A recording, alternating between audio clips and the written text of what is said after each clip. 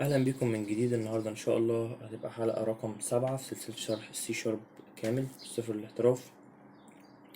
طبعا زي ما انت فهمت حلقه 7 يعني في 6 حلقات قبل كده. لو ما اتفرجتش عليهم روح اتفرج عليهم، متنساش من اللايك والاشتراك علشان يوصلك كل جديد. ولو مهتم بالمحتوى التقني عموما يشرفني ان انت تنورنا في جروب التليجرام. تمام.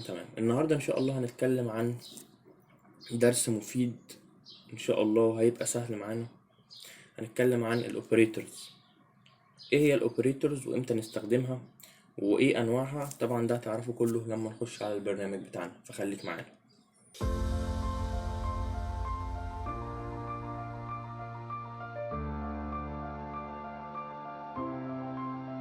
طبعا احنا وصلنا للبرنامج بتاعنا، والنهارده هنتكلم عن الاوبريتورز زي ما قلت لكم قبل كده. فالاوبريتورز احنا قلنا لازم تعرف عنها ايه. لازم تعرف اول حاجه معناها هي ايه.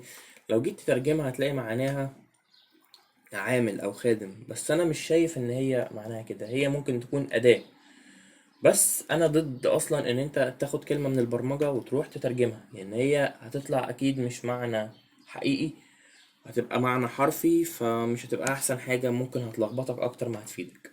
فانا رأيي ان انت تشوف الكلام اللي بيبقى ليها ترجمة كويسة انا هقولها لك، اللي ما انا ما قلتوش اعرف ان انت لو دورت عليه مش هتلاقيه. تمام. اولا انا هسيب لك انواع الاوبريتورز قدامك دلوقتي عشان تبقى شايفهم، لكن احنا هنتكلم النهارده عن نوع واحد بس. هنقول الاربعه علشان بعد كده الفيديوهات الجايه نبقى ممهد لها. ايه هو انواع الاوبريتورز؟ اللي هو arithmetic operator، assignment operator، comparison operator، ولوجيكال operator. احنا النهارده هنتكلم عن الاريثماتيك اوبريتور.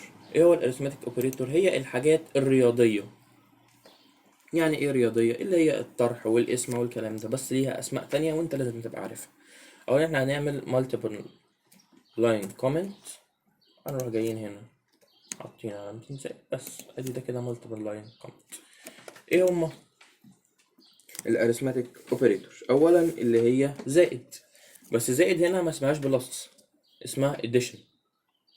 بعد كده علامة ناقص. ناقص اسمها ايه؟ subtraction. بعد علامة ناقص طبعا في علامة اللي هي الضرب، المالتيبيكيشن. بعد علامة الضرب في علامة القسمة اللي هي الديفيجن. بعد كده في حاجات ممكن تكون جديدة عليكم اللي هي المودولس، اللي هي عاملة زي علامة في المية، أو هي علامة في المية. بعد كده بلس بلس وماينس ماينس. البلس بلس دي increasement، والماينس ماينس دي decreasement. طبعا بيعملوا ايه هنشوف مع بعض هنا، طبعا خليكم معايا. لو جينا هنا دلوقتي وشلنا دول علشان الشاشة ما تبعدش ويبقوا ايه معروفين. تمام. انا اظن ان انتوا عارفين طبعا الاديشن، سبستراكشن، مالتيبيكيشن والديفيجن، دول كلنا عارفينهم. فانا هتكلم عن 3 حاجات دلوقتي اللي هي المودولس والانكريسمنت والديكريسمنت. تمام. لو جينا مثلا دلوقتي نعرف رقم كبايت وسميناه نمبر، هو المفروض اصلا يتسمى باسكال. قلنا ان النمبر ده بيساوي، نقول مثلا 8، ورحنا قافلين، ورحنا جايين تحت هنا كاتبين له اطبع لنا النمبر، ودوسنا كنترول F5. طبعا بيعمل ديباجنج وهيشوف لو في اي مشاكل وهيشغل. قال لي انه ب8. تمام. لو جينا بعد كده قلنا له ان النمبر ده، النمبر اللي احنا لسه معرفينه فوق، بلس بلس، ورحنا قافلين، تفتكروا هيقول كام؟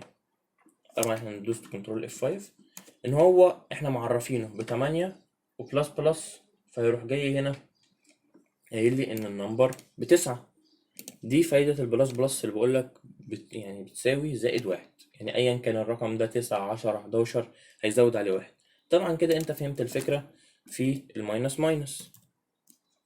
لو دوسنا كنترول F5 هيجي يقول إن هو أنا كنت معرفه ب8 ونقصت منه 1 فبقى 7. وهنا نتكلم عن حاجة أنا ما اتكلمتش عنها قبل كده، هي إزاي البرنامج اللي احنا بنشتغل عليه ده بيشتغل. البرنامج ده بيشتغل لاين باي لاين باي لاين. يعني هو دلوقتي بيشتغل 1 بعد كده 2 بعد كده 3 بعد كده 4 بعد كده 5. ممكن نصغر دول. بعد كده يجي هنا مثلا هيشوف ان السطر 13 انا معرفها بكام؟ ب8. تمام. بعد كده نقصت منه 1. طيب تمام. لو جينا دي جبناها كنترول اكس وجينا بعدها هنا وحطينا كنترول في ودوسنا كنترول اف 5، تفتكر هيعمل ايه؟ لو دوسنا كنترول اف 5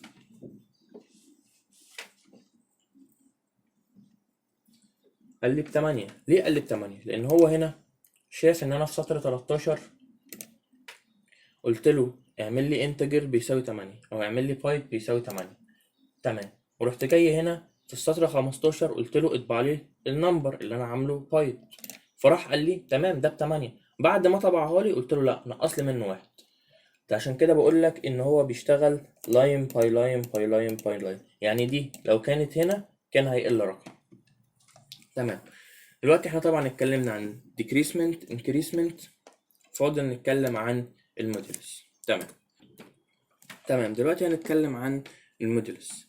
ايه المودولس دي؟ طبعا هنفهم من المثال. هي لو اتكلمنا عليها هي بقول لك هي بترجع باقي القسمة. يعني ايه بترجع باقي القسمة؟ ركز معايا.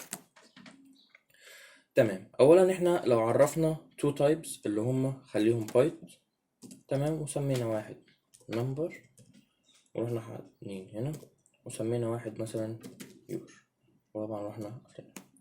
ودي اديناها value، دي مثلا اديها 5 ودي مثلا اديها value اللي بتساوي 2 مثلا.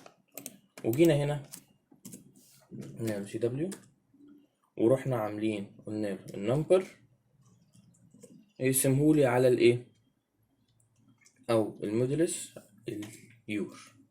تمام. تفتكروا هيطلع ايه؟ هو هنا بكل بساطة هيحسب ايه؟ هيحسب ال5 فيها كام 2.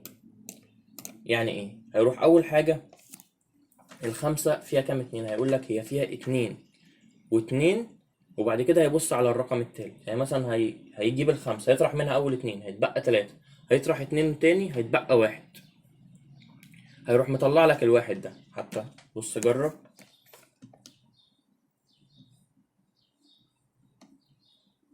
هيقول لك 1. تمام. طب لو قلنا مثلا جينا هنا وحطينا 9 ودوسنا كنترول F5 هيجيب لك كام؟ هيجيب لك 1. ليه هيجيب لك 1؟ لأن هو هيشوف ال9 هيطرح منها 2 بقت 7، هيطرح منها 2 بقت 5، هيطرح منها 2. ده باقي القسمة. بيمسك الرقم يقعد يقسمه على الرقم اللي انت مديهوله ويطلع لك بقية القسمة. طب تمام. طب لو احنا حطينا رقم زوجي هيطلع كام؟ لو حطينا مثلا هنا 10 دوسنا كنترول F5 هيقول لك ايه؟ هيقول لك 0. ليه؟ مفيش بقية للقسمة. الرقم يقبل الاسم عليه. هيروح ماسك ال10 هيطرح منها 2 بقت 5، هيطرح منها هيطرح منها 2 قصدي سوري بقت 8، هيطرح منها 2 6 4، بعد كده هتبقى 2، بعد كده هتبقى 0. ده طبعا لازمة المودلز. طبعا ايه هو افضل استخدام للمودلز ده؟ هو ان انت تشوف الرقم اللي قدامك ده زوجي ولا فردي. ودي طبعا بيتسأل كتير جدا لان في ناس كتير ما بتبقاش عارفة استخدام المودلز ده. تمام. يا رب يكون الدرس مفيد وسهل وعجبكم. طبعا لو مهتمين بالمحتوى البرمجي عموما قلتلكم اعملوا لايك واشتراك عشان يوصل لكم كل جديد. وبس كده، مع السلامة.